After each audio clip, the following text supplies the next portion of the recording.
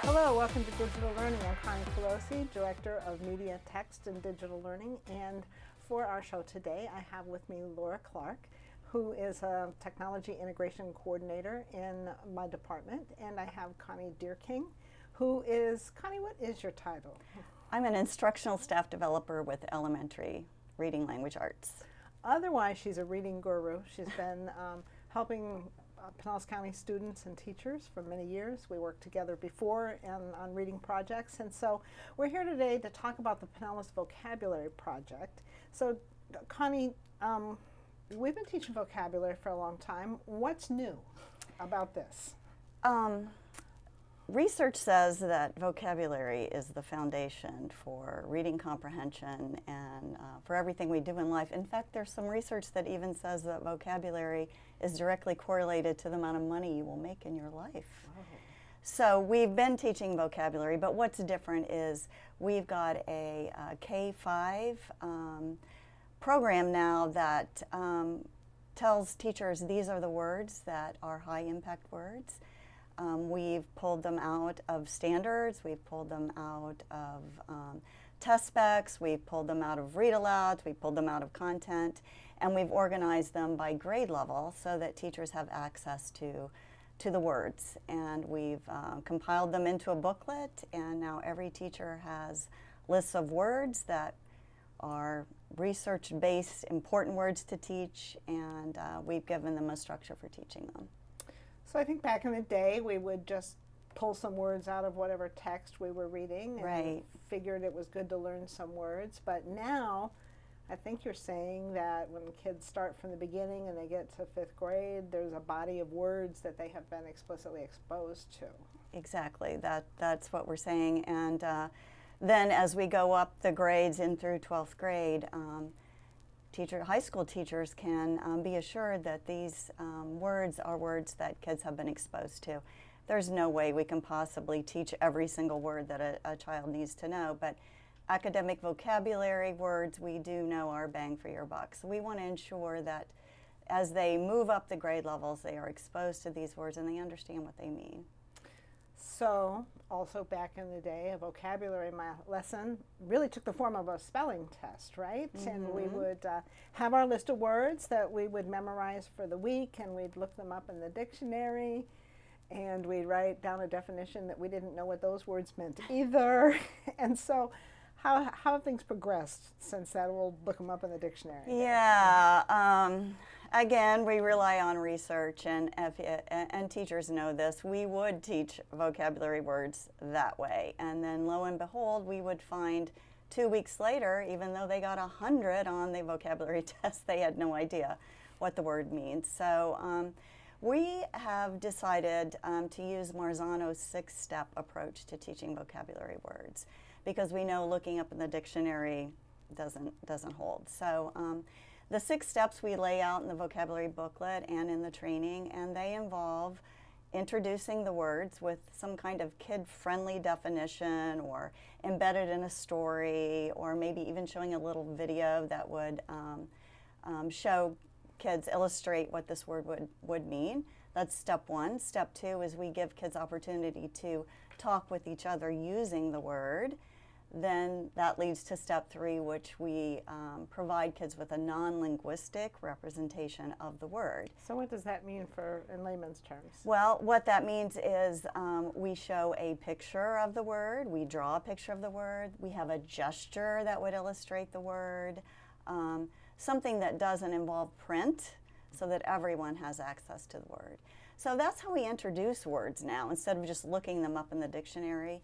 And then there's 3 additional steps, which digital learning is a big part of those steps, where kids get to know the words deeply. They interact with the words in engaging ways. They play games with the words. They work in groups and talk about the words. And they look at antonyms and synonyms and multiple meanings of words. And so it's more of a playful, fun, engaging way, so that kids are exposed to these words multiple times. So one of the great things about you, Connie, is that not only are you a staff developer who works at the district office, you're a skilled instructional, a teacher. And so we have a little clip of you working with some students. I believe it's from this past summer. So let's take a look. Thank you. So embarrassed, the gesture that we could use if we want to remember what this word means is we could go like this. Embarrassed. You try it. Embarrassed. Very good. I have another word I want to show you today. This word is agree. Agree means to share the same opinion with somebody else. We have to agree on the rules at the beginning of the school year so that we will know what to do.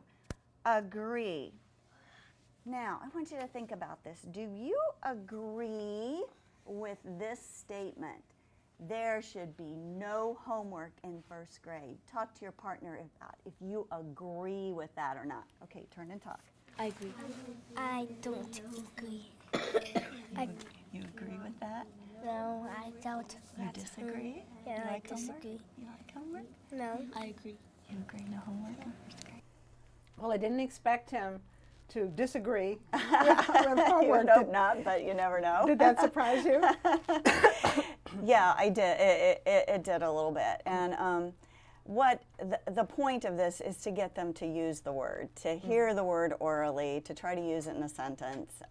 And so it was a nice disagree, agree that actually it was nice that the boys used both, and to be able to support why they disagree or agree. So we saw you give them a gesture for Yes. embarrass, Yes. right? And Yes. that was good. I liked, we need to agree on the rules so we'll know what to do. I liked that. And then these kids obviously are accustomed to turning and having a discussion with each other, right? This is normal? Yes, they are. We have promoted oral language in Pinellas County schools for a long time, and one way to build vocabulary is to talk. And so we're kind of two birds with one stone that turn and talk, partnership talk. And you're right, these kids were well used to talking to each other.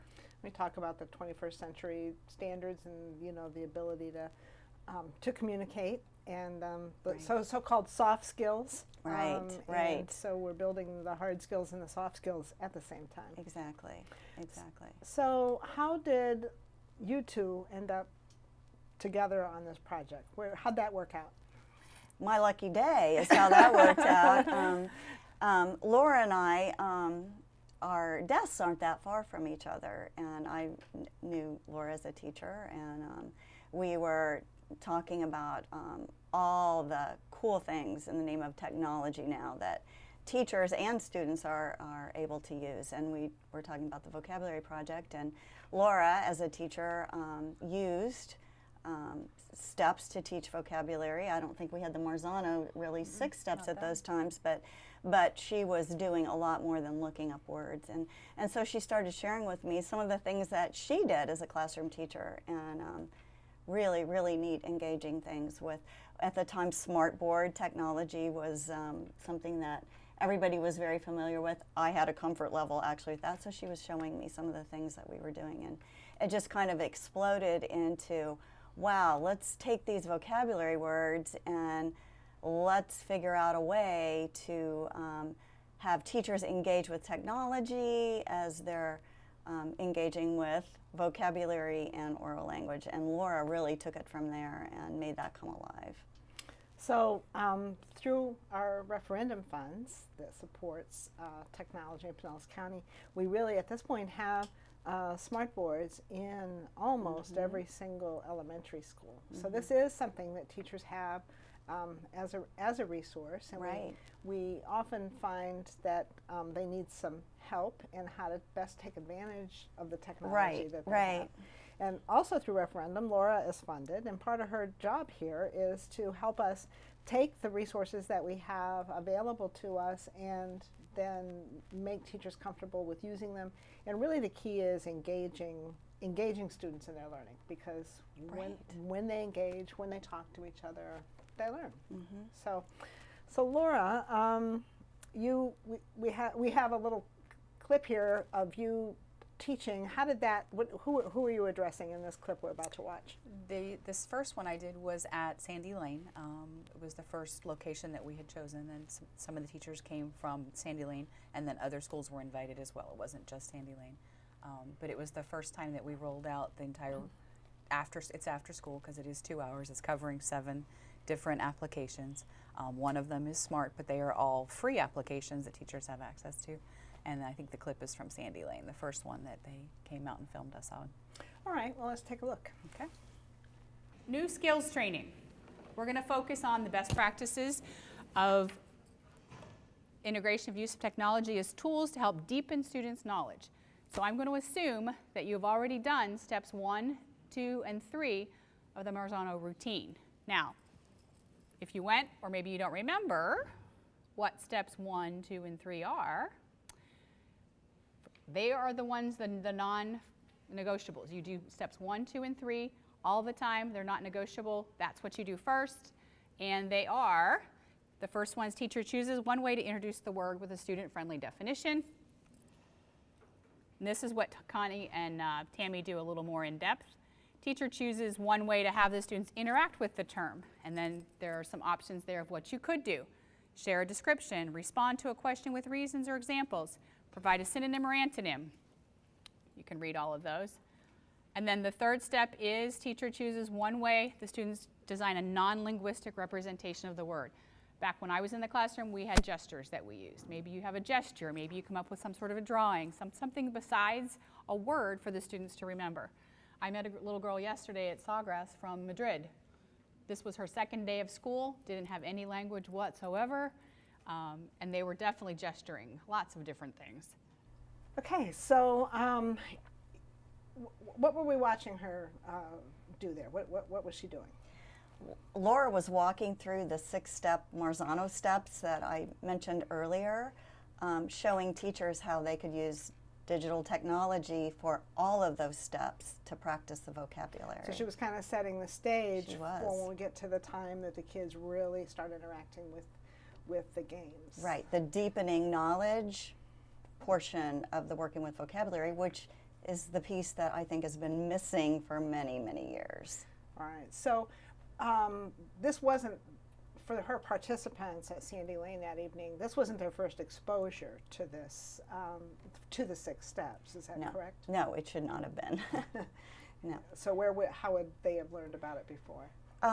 They actually all have a booklet that every grade level has received, and the 6 steps are laid out inside of the booklet. And the summer we had training across the district on these booklets and what was in the booklets and how to use the booklets, and that's where Laura came in. She was part of the training, and teachers were so excited about all the applications that she shared that were free, that are easy to use.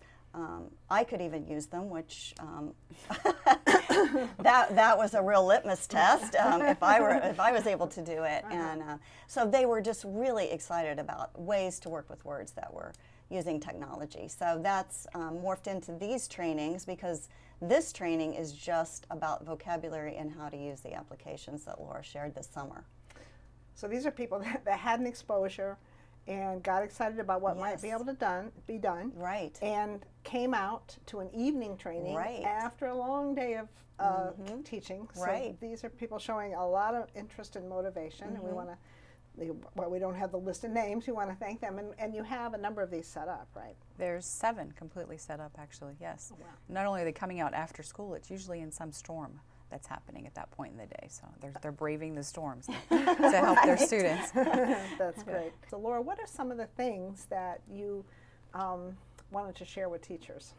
I wanted to share with them some free applications. There's 7 in particular, and then I kind of differentiated it. I gave some to 5th grade, some to 4th grade. I did different applications for each grade level, and then made a sample vocabulary example that they could use with their students. 2 are presentation for the teacher, the rest are for students to create.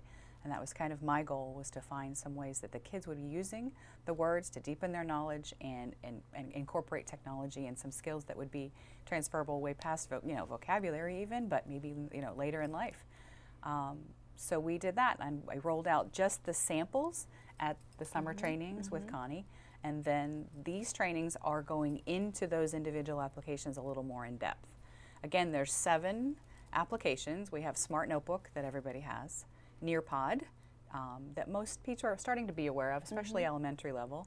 Sway is an application like PowerPoint in our O365, and the kids are already working on that in other content sometimes, so Sway was easy to pull in. We have Quizlet that a lot of teachers already know about, but we used it a little bit differently. Book Creator is probably the newest one for them, but very cool for kindergarten and easy to draw. It has a draw feature, so we're taking away some of that keyboarding problems. Kahoot and Adobe Spark. But again, that's 7 in 2 hours. So I'm talking as fast as I'm talking now in the training, and I'm giving them what they need to know to roll it out with their students. We're not trying to make people expert technology instructors. We just need to give them a little bit and say, okay, be brave, take it back with your kids, we'll roll it out. We'll come and support, and we are certainly willing to come help again after that. They can start with their kids right away and get them going on. I'm telling them to pick maybe 2 to take back to their classrooms and giving them some time to ask questions and create some things right there in the trainings. So we have a clip coming up of you starting with SMART. So let's take a look at that clip. The first one is these first 2 are Smart Notebooks. They are, these are links in here. And you can share Smart Notebooks now with simply a link, and it downloads right onto your computer and then opens up. And this one is a synonym-antonym activity that looks like this. It's just Smart Notebook. Everybody has Smart Notebook. If you don't have 18, email me later, but you should have 18. This was, does anybody remember this chart? This is not new. This is probably 5 or 6 years old. This is for synonyms, antonyms. I would type one word in here, and now the students can come and move these words one at a time into the synonym or antonym section. That's all this is. So I would have one template up Friday afternoon if we were going to be switching words. I'd let the students come up, start typing here, and I would give them the list, and they would type in the words. We'd save it on the desktop, have it for the next week. So I'm going to give you this template. It's just for synonyms and antonyms, and all they're going to do is type the words for that week over here, and then they move them as an example. I generally did this whole group to start, and then we talked about why was that word a synonym. Let's talk a little bit about SMART and Smart Boards and Smart Notebook, and you mentioned that those are free, and actually they are not something the teacher has to pay for or worry about how to find, because it is something that's provided through the Pinellas County referendum. Yes. So it's free for the teacher, and it is supported by referendum. So Smart Notebook, how do teachers access it? Do they know about it? You said something about Smart Notebook 18. Go a little bit more on like where they would actually get it. Most teachers have a version of Smart Notebook on their computers that is pushed out by the county. I've seen some as low as 14. The one that we're rolling out with training right now is Smart 18, and it has some more interactive games that they can create, Smart Lab. We can take them back to 18 very quickly, get them upgraded to quickly through an email. I can send them the code, or their media specialist can actually download it for them. But most teachers do know where it is. They have an icon on their desktop. Whether or not they use the software is a little more varied, but that's what we're trying to show them, that the tools and the interactivity of Smart Notebook is really where they're going to get the biggest bang for their buck. So we saw one example there, and really the beauty of the SMART system is the interactivity. So I saw you drag a word over, but we wanted to get to the place where we had students actually touching that board, right? That's the goal, is to get the students up and moving and not sitting and just being lectured to. They're actually interacting with the curriculum and with the technology there. So the template that I've sent out for that particular one is one that the students would be moving around once it's created, but I also had students create the new ones. I made one template, and then my students that were, even if it were simple words, they can just keyboard those words in the list, save it to the desktop, and then we had it for the next lesson. The second, I had 2 Smart Notebooks. The second one was an old school shades of meaning for words that we've always done, whether it was on paint chips or in a notebook. I just happened to have a digital version of it, I made a whole group lesson with it, and then gave them some options and kind of made the rigor a little bit harder each time they were in the different paint chip vocabulary one. So there were 2. And so you showed those, and then there's also some really great games that are just easy to, you enter the words and the game is made. So. Correct. The game part of it would come from Quizlet and Kahoot. They would be more not necessarily a formative assessment of any piece, just practice. Step 6. Step 6. Step 6, practice, right. Again, these are ones I didn't create Quizlets when I was a teacher in the classroom, and I didn't create the Kahoots, the students did. So not only are they practicing and deepening their knowledge with the words, because they have to go and find definitions or make up their own definitions sometimes. So that alone was deepening the knowledge, and then they could share it with other people and let the other students play. So those were the 2 game pieces, gamifying learning a little bit. So that was a good addition. All right. So, but within Smart Notebook, there are just lots and lots of different types of activities that they can do, and teachers have been familiar with SMART, and so, but they definitely should take a new look at 18 because SMART keeps getting smarter. Keeps getting better, and the games that are in there are very quick to create. So I do show them that in the training as well. Okay. The 2 templates let them get going with the software. They don't need to be experts with it to use those 2 templates, and pretty soon the kids become the experts anyway on these kinds of things. So next you did a demonstration using Nearpod, and so let's take a look at that, and then we'll talk about Nearpod a little bit. Okay. Again, building context, getting the kids to deepen knowledge. Nearpod is a website that I'm going to go back to in a second, but I want you to see what it looks like first, and then I'll have you go in. And I took them to a virtual field trip to the Golden Gate Bridge. Many of the kids can't get to California to see the bridge, or San Francisco to get the bridge. So here they get to go on. Some of the vocabulary words like catwalk or swabby on the bridge, building the bridges, and they really don't have any idea of how big this bridge is. So now, they can go here and they can look down and see how far up they are. They can look up at the lines, the catwalks that they're on, see the traffic going by and go through. It's like a 360 little view. So once I showed them this, all those vocabulary words made more sense. Again, I made this. Students could certainly make this. You could make this. But Nearpod is a wonderful thing that has a lot already created. So we're going to go there next. This is a game they can play. Please read the vocabulary word and match it the correct image. So they would swabby hat, girders, span. So that's just a little matching game you could do. So that would apply certainly to kindergarten, or matching words to pictures that allows you to draw yourself on a catwalk. This was just an example. So now the kids would draw. They can get a pen, pick a color, and they can draw themselves. They can do it with the mouse. On the iPads, it's really easy if you have iPads. Now we're doing non-linguistic representations, okay? But then they hit this little submit button right there, and every student's drawing shows up on your smartboard. So now you have examples, non-examples, which one was good. Start the conversation about which one that you liked, which one you didn't, which one works, what could they do next, what could they improve upon, and it gives them a little bit more language about that particular word. Okay, Nearpod, another one, and it is another good one. Another good one. A virtual field trip, amazing. Go to the Golden Gate Bridge and catwalk. So Nearpod is available through a free license. Any teacher can sign up for that. And then also through referendum, we have begun to purchase some licenses for teachers, and we can see who's using the free version. And if we see you're using the free version, then we can offer you a paid license. And they're not inexpensive, but we really want to move past a place where we just buy something for everyone and then people don't use it. And so we really are lighting a Nearpod fire. It is taking off. It is definitely taking off. So we had an opportunity to hear from some teachers here, and so about their experience and why they came to the training. Let's hear from them.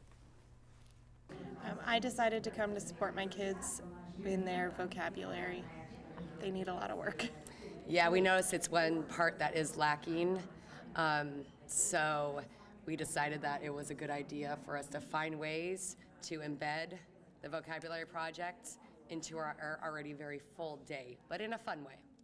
I think making the games interactive and fun is a good way to import vocabulary into the curriculum. Yes, yeah, we all know that the kill and drill doesn't work. And our students are becoming smarter with technology, and it's inundated in their lives. So if you really want to reach your students, you need to find those ways, and it's through things like Nearpod and Sway, and where they can express themselves along with learning the content and the standards. The techtoolbox.pcsb.org. This has been an ongoing struggle for teachers for a long time. My personal belief is that it's the lack of reading at an early age, and altogether reading. That's where you learn your vocabulary. It's through reading, so. I think technology is part of the faults at why children are not reading. Because when we were younger, I picked up a book when I was bored, or it was raining out, or they're now picking up their iPads and swiping and playing games. And so what was that little hand signal that we saw there? This one, yeah. It's a non-linguistic representation of a word. I agree. I agree. I agree. Okay, so that was something they've been taught and they've learned, and kids know, and they were. Came from Number Talks. The kids are doing that. Okay, it's an inside joke. Yeah. And then we had a chance to speak to yet another teacher. Let's go. I came as a follow-up for the technology piece. I went to the initial Pinellas Vocabulary Project training over the summer in order to incorporate new vocabulary terms and to engage students with the use of the gestures to help students facilitate their learning in a classroom setting. I went to the summer training for the digital technology, and it was very intensive. It was also very fast, very, very fast. So I was hoping to just get a follow-up for two of the programs, because I have two students who do not enjoy writing. So I want to make sure that I can encourage them to not only have an appreciation of writing and reading, but also a desire to build that desire.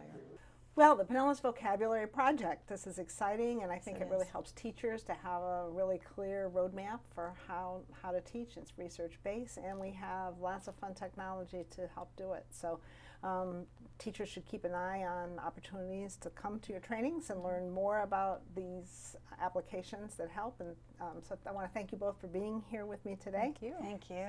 I'll probably drag you back soon. Okay. Great. Thank you for joining us on Digital Learning.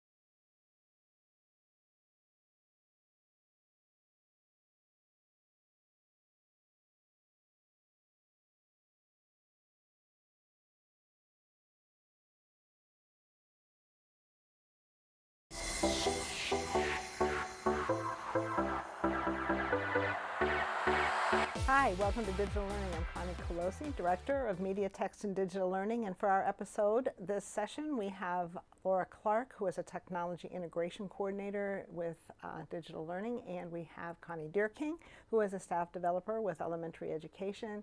And we're going to be talking about the Pinellas Vocabulary Project, the exciting project, and then how we can use technology to engage students in learning vocabulary.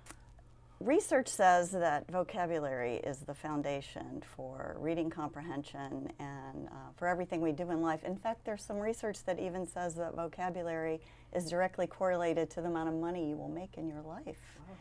So we've been teaching vocabulary, but what's different is we've got a K-5 program now that tells teachers these are the words that are high impact words. We've pulled them out of standards, we've pulled them out of test specs, we've pulled them out of read alouds, we've pulled them out of content, and we've organized them by grade level so that teachers have access to the words. So embarrass, the gesture that we could use if we want to remember what this word means is we could go like this. Embarrassed. You try it. Embarrassed. Very good.